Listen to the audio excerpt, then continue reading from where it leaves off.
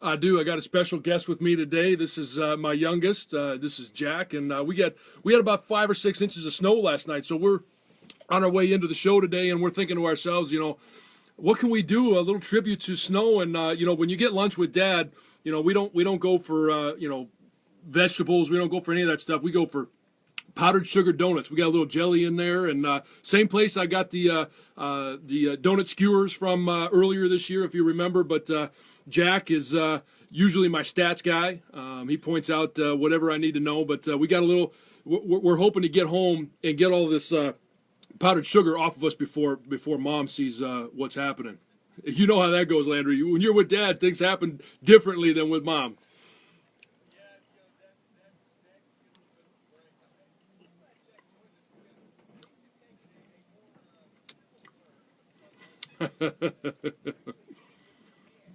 I know.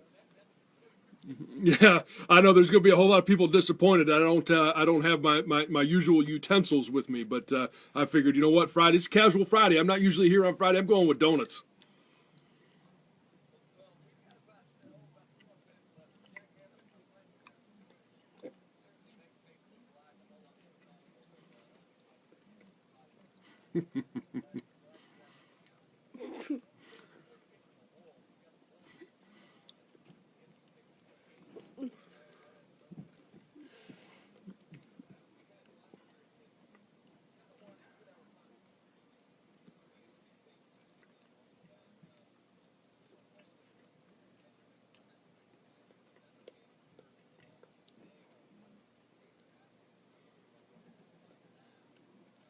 Yeah.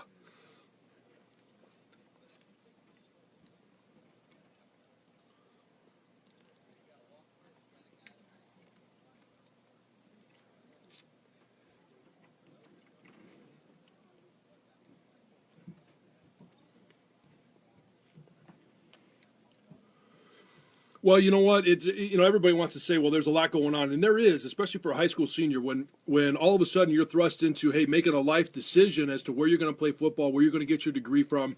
Those are all decisions that you got to make, and but honestly, it's one of those dream moments where you say you're working out for your whole life. Well, that's been all of about 5 years, and those dreams and expectations and all those things that you want to talk about, but there's a lot riding on that decision, and whether you go to Michigan, you go to Michigan State, Notre Dame, USC. It's fun to have all of those coaches come in and talk to you. It's fun to have that experience.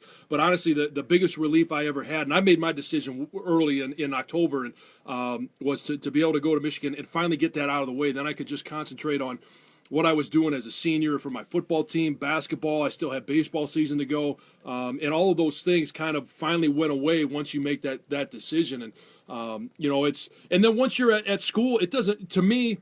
And I think this is one of the reasons we had a lot of success at Michigan was the fact that it didn't matter if you were a scholarship guy, it didn't matter if you were a walk-on. If you were the best guy at that position, you were going to play.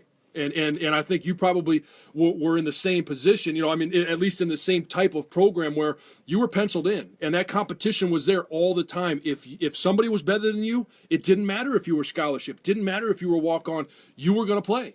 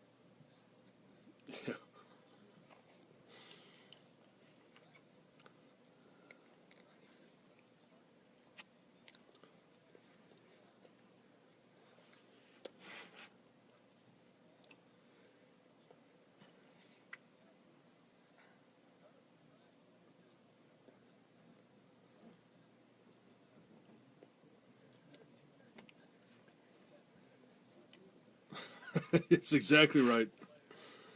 Yeah, and you know what, and you know, there's, and we're getting off into something completely different here, but when you look at a college locker room, an NFL locker room, it doesn't matter where you came from, it doesn't matter your color, it doesn't matter anything about it. And I've always said this: the locker room was the least divided place I've ever been, the least racial place I have ever been, because the only thing that divided players was the guys that wanted to play, the guys that were good, the guys that were doing what they were supposed to do, as opposed to the guys that were just there because they wanted to wear the uniform, and that was the only division.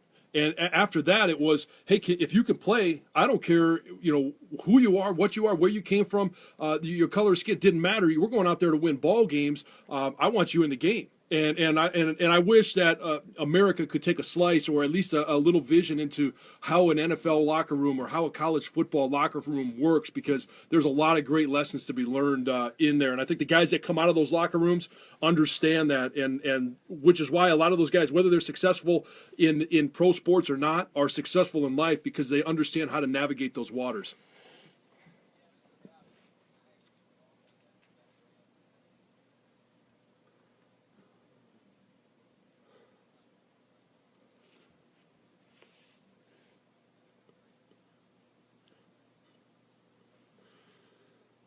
Yeah.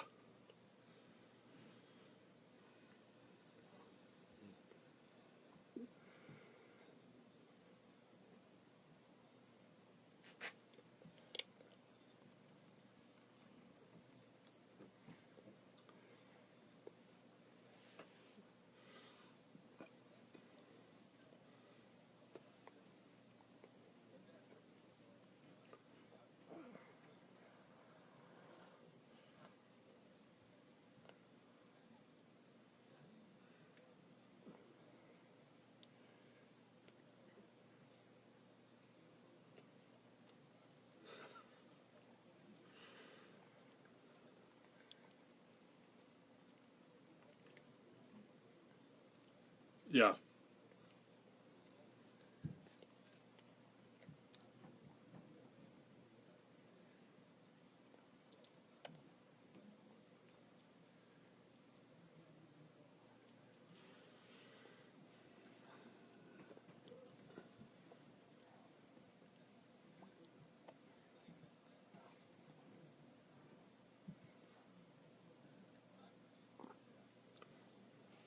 That's a beautiful thing of football. Before we get to the woof, that's the beautiful thing about football. The opportunities that it gives you.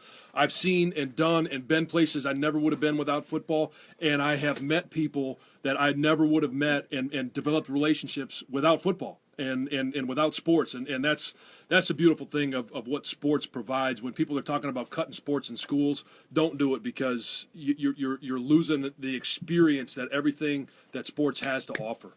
But let's. I know you got the wolf. You got the wolf on the line there. Here we go.